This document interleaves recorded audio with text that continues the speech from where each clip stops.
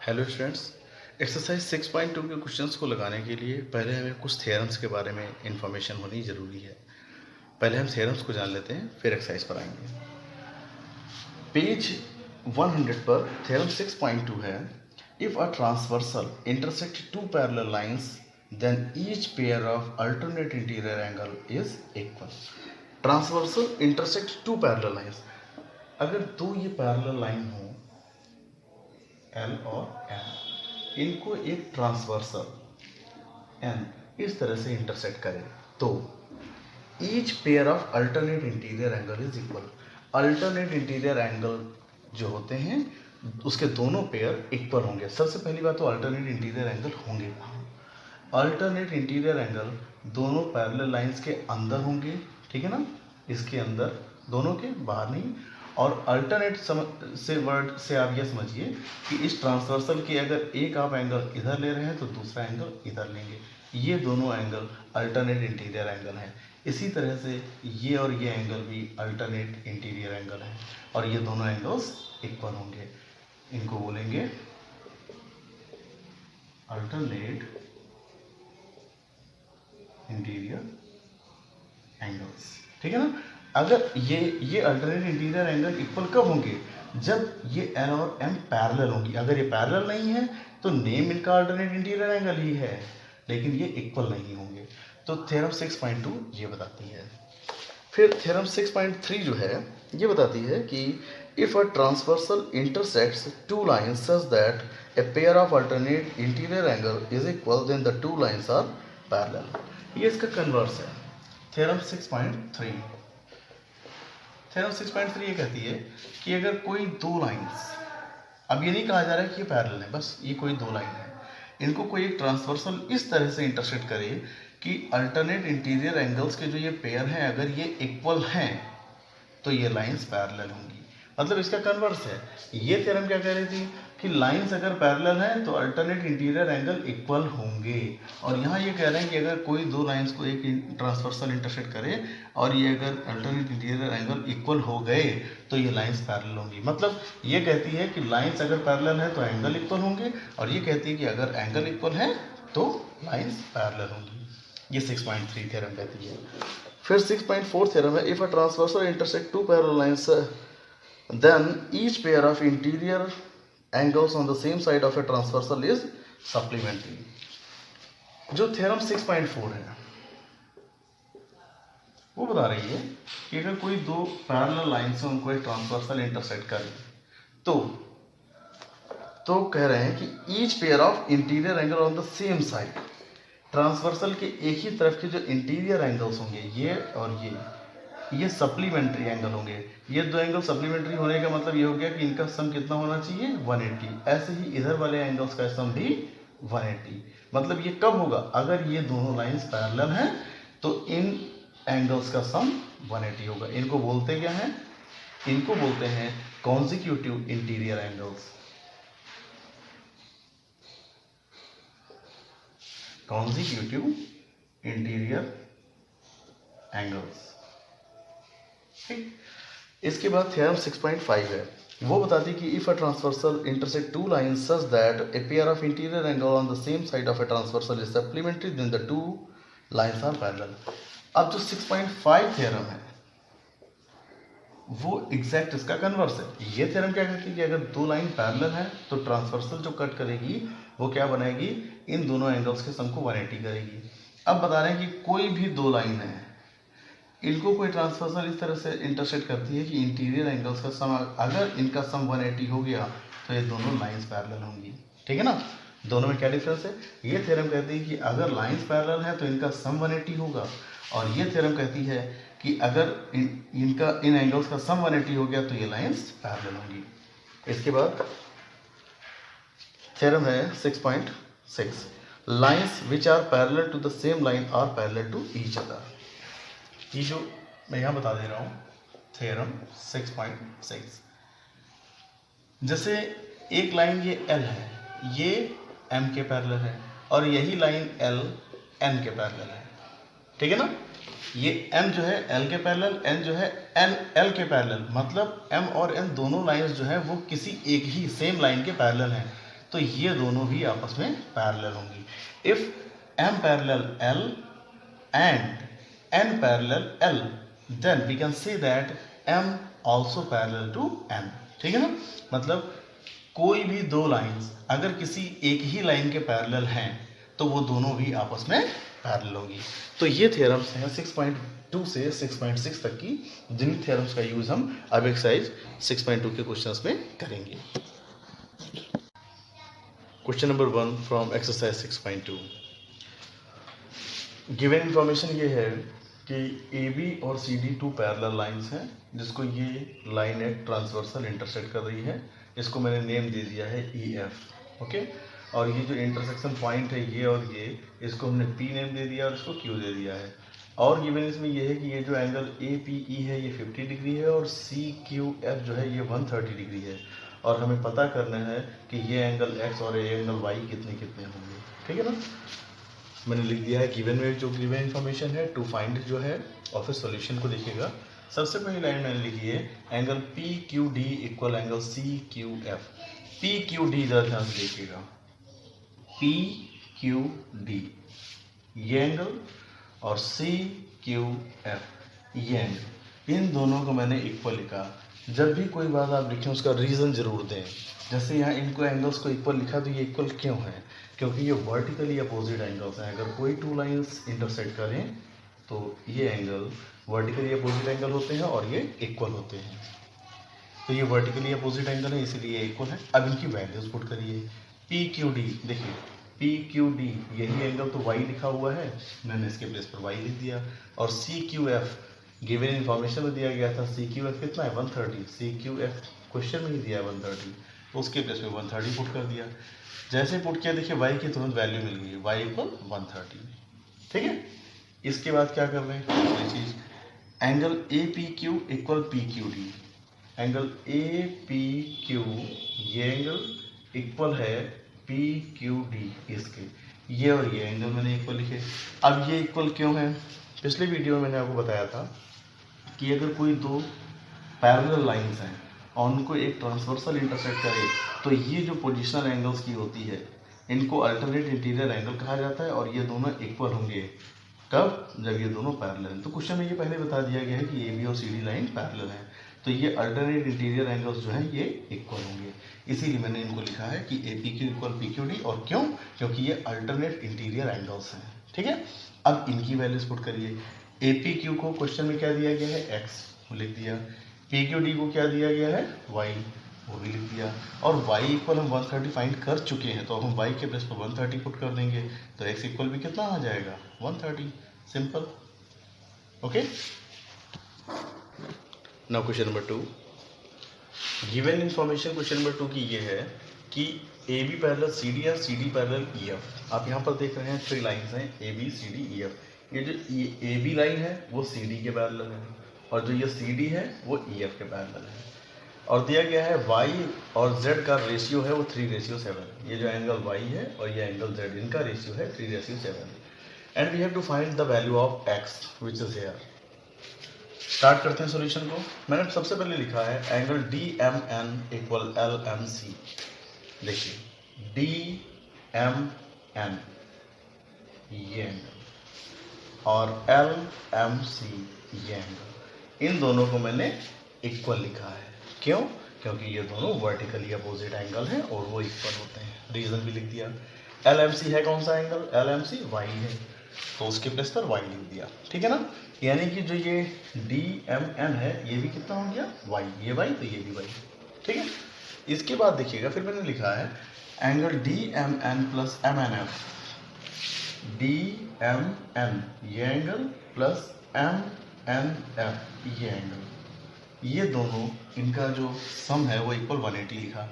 वो कैसे, पिछले वीडियो में हमने आपको थ्योरम बताई थी कि अगर टू लाइंस पैरेलल हैं और उसको कोई ट्रांसवर्सल इंटरसेक्ट कर रही है तो ट्रांसवर्सल के एक साइड के जो ये दो इंटीरियर एंगल्स होते हैं इनको बोलते हैं कॉन्जिक्यूटिव इंटीरियर एंगल्स, और ये सप्लीमेंट्री होते हैं, मतलब इनका सम 180 होता है। वाई और जेड का सम कितना होगा 180।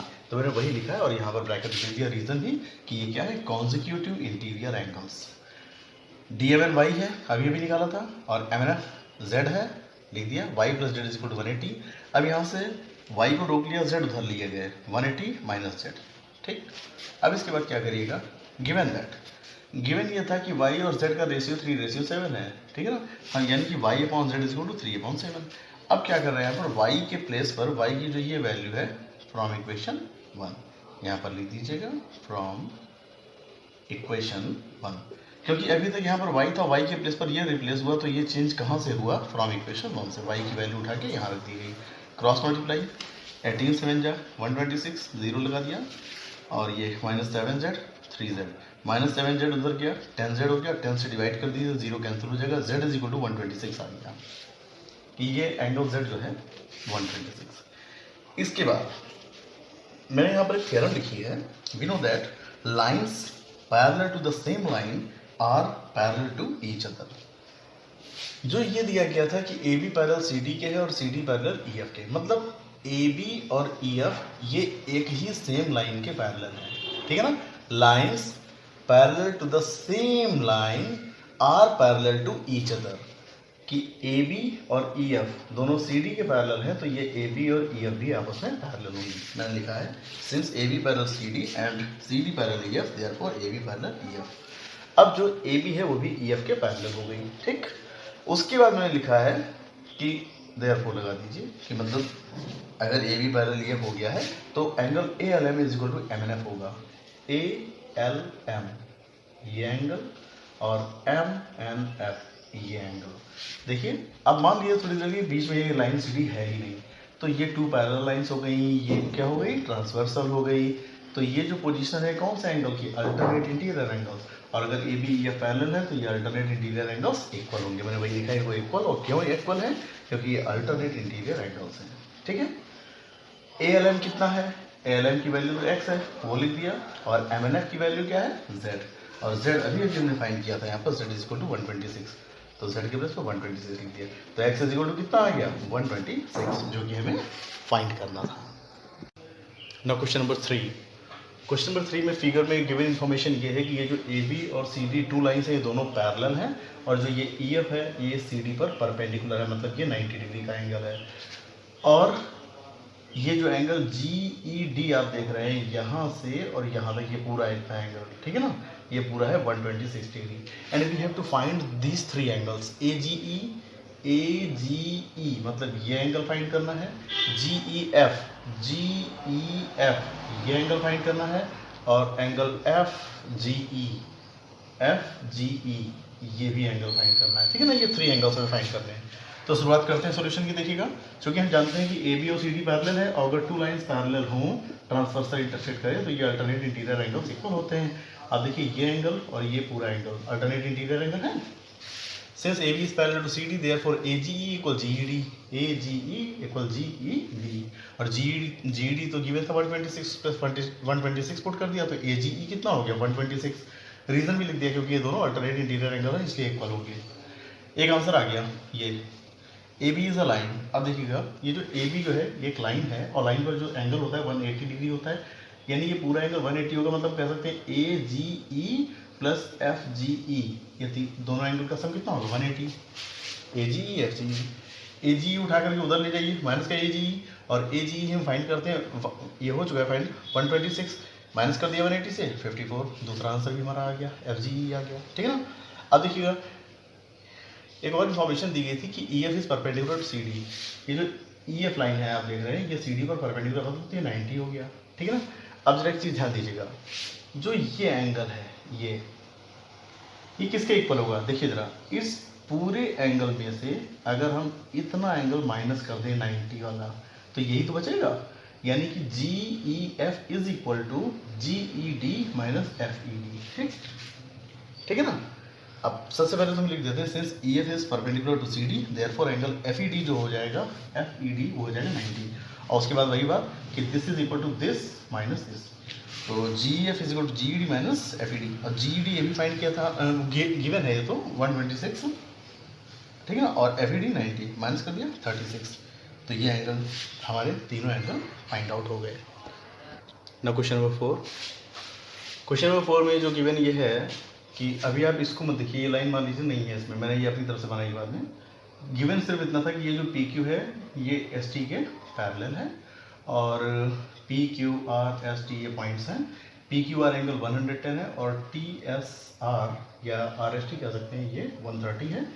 फाइंड हमें करना है क्यू आर एस ये एंगल। इसको सॉल्व करने के लिए हमने कंस्ट्रक्शन से स्टार्ट किया है। इस पॉइंट आर पर हमने एल एम एक लाइन पैरेलल ड्रॉ करी जो कि पैरेलल है पी क्यू और एस टी के, क्योंकि पी क्यू और एस टी ऑलरेडी पहले से ही पैरेलल थी, तो जो लाइन एल एम अगर पी क्यू के पैरेलल है तो सिंपल सी बात है वो एस टी के पैरेलल भी होगी। तो सॉल्यूशन में सबसे पहले हमने क्या किया, draw L R M parallel to P Q and S T. देखिए पी क्यू और एल एम, ये जो पी क्यू और जो एल एम है ये पैरेलल है, two lines parallel transversal intersect करें तो ये जो कॉन्सिक्यूटिव इंटीरियर एंगल्स होते हैं इनका सम कितना होता है 180। तो this P Q are plus Q R L इनका सम कितना होगा 180। तो P Q are plus Q R L 180, P Q are उधर जाके माइनस कर दीजिए, पी क्यू आर कितना था 110 माइनस किया 70, तो क्यू आर एल जो था ये कितना आ गया 70 डिग्री। इसके बाद देखिएगा एस टी, ये जो एस टी है ये भी इसके पैरेलल है, तो ट्रांसवर्सल के दिस साइड इधर भी इन दोनों एंगल्स का सम कितना होगा 180 डिग्री होगा। यानी कि R S T plus S R M equal to 180। S R M को ये रोक लीजिए, आर एस टी की वैल्यू हम जानते हैं 130, उधर माइनस कर दीजिए जा करके 50 आ जाएगा। एस आर एम कितना आ गया, एस आर एम ये आ गया 50 डिग्री। अब देखिए एल आर एम तो एक स्ट्रेट लाइन है ना, स्ट्रेट लाइन पर जो कंप्लीट एंगल होता है ये पूरा ये 180 होता है, मतलब Q R L plus Q R S plus S R M इन तीनों का सम कितना होगा 180 लिख दिया। सारी वैल्यूज पुट कर दी, 70 प्लस 50 120 120 सब्ट्रैक्ट कर दिया, क्यू आर एस कितना आ गया 60। ओके, क्वेश्चन नंबर 5 देखिए। इसकी इंफॉर्मेशन ये है कि ए बी और C D two parallel lines हैं जिसमें angle A P Q this is 50 and P R D angle this is 127 and we have to find the these angles x and y. Given and to find तो मैंने note कर दिया है। Solution में अगर आ जाएं तो देखिएगा ये जो ए बी लाइन है वो सी डी के पैरेलल है। अब मैंने बता रखा है कि जब टू पैरेलल लाइंस हो उनको कोई ट्रांसवर्सल अगर इंटरसेक्ट करे, आप ये देखिए पी क्यू इसके लिए ट्रांसवर्सल है, तो ये एंगल और ये एंगल अल्टरनेट इंटीरियर एंगल्स होते हैं और ये इक्वल होते हैं। तो मैंने लिखा since A B is parallel to C D therefore angle P Q R is equal to A P Q, P Q R A P Q. Reason alternate interior angle, ठीक है ना। पी क्यू आर कितना है, P Q are x था तो x note कर दिया और ए पी क्यू गिवन था 50 लिख दिया। देखिए फर्स्ट लाइन में ही आंसर आ गया, x is equal to 50। Similarly इसी तरीके से आप देखिए जरा, अब अगर इस पी आर को अगर हम लें, ये ट्रांसवर्सल है, आप ऐसे बढ़ा लीजिए आगे तो देखिए ट्रांसवर्सल लगेगी आपको। तो अब ये एंगल और ये एंगल ये अल्टरनेट इंटीरियर एंगल्स हो गए, ठीक है ना। A P R and P R D both are alternate interior angles. A P R, ये जो ए पी आर है ये पूरा एंगल कितना है 50 प्लस वाई नोट कर दिया इक्वल 127, 50 माइनस कर दीजिए, y is equal to 77। Now question number 6। ये क्वेश्चन नंबर 6 जो है फुल थ्योरेटिकल क्वेश्चन है।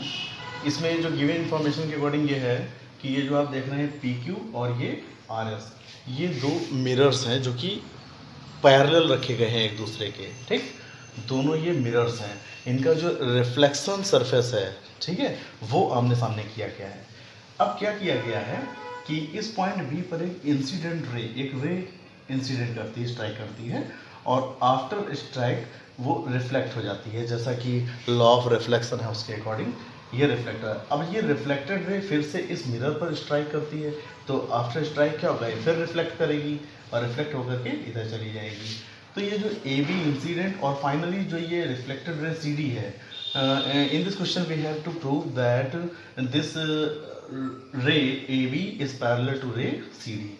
हमें ए बी को सी डी के पैरेलल प्रूव करना है, ठीक है ना। चलिए स्टार्ट करते हैं। तो गिवन में तो मैंने आपको बता दिया कि P Q and R S are two mirrors parallel to each other and to prove A B is parallel to C D. Proof में सबसे पहले हम क्या करते हैं, काम करते हैं, जो लॉ ऑफ रिफ्लेक्शन में यूज होता है, जो पॉइंट ऑफ इंसिडेंस होता है वहाँ पर एक नॉर्मल ड्रॉ होता है।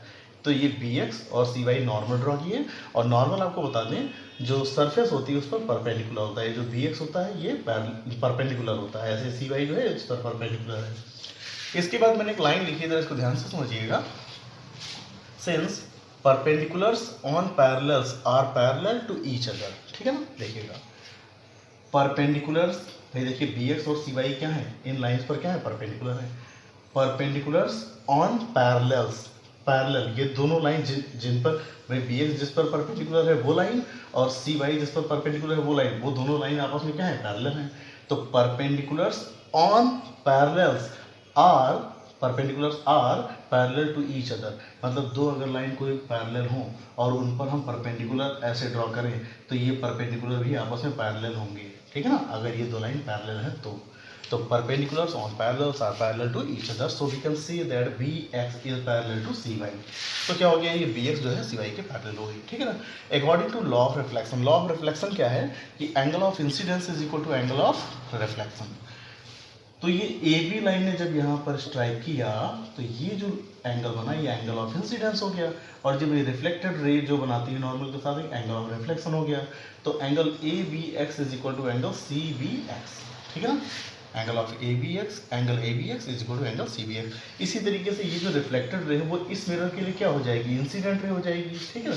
तो और ये रिफ्लेक्टेड रे, तो ये एंगल ऑफ इंसिडेंस हो जाएगा और ये एंगल ऑफ रिफ्लेक्शन हो जाएगा। तो angle B C Y is equal to angle D C Y, क्योंकि एंगल ऑफ इंसिडेंस और एंगल ऑफ रिफ्लेक्शन इक्वल होते हैं according to law of reflection. फिर देखिएगा, ये तो मैंने लिख दिया B C Y is equal to D C Y, ये एंगल, ठीक। अब इसके बाद देखिए लिखा है since angle B C Y is equal to C B X, मैंने क्या लिखा है, B C Y this angle and C B X this angle, ये दोनों आपस में इक्वल लिख दिए। क्यों लिख दिए, क्योंकि ये अल्टरनेट इंटीरियर एंगल है because of B X parallel C Y. भाई अभी बी एक्स और सी वाई को हमने पैरेलल कहा था यहाँ पर, ठीक है। तो बी एक्स और सी वाई अगर पैरेलल है और ये ट्रांसवर्सल हो गई तो ये दोनों एंगल इक्वल हो जाएंगे, ठीक। अब जरा ध्यान दीजिएगा, जो ये बात लिखी है मैंने इतनी और जो ये यहाँ पर लिखी थी पूरी, इन चारों इस बात और इस बात को अगर मिला दिया जाए तो हम ये कह सकते हैं कि ये चारों एंगल इक्वल हो गए, ये भी ये भी ये भी और ये भी। भाई देखिए पहले हम कह रहे हैं कि ये और ये आपस में इक्वल, सपोज दैट ये x है और ये x है, ठीक है ना।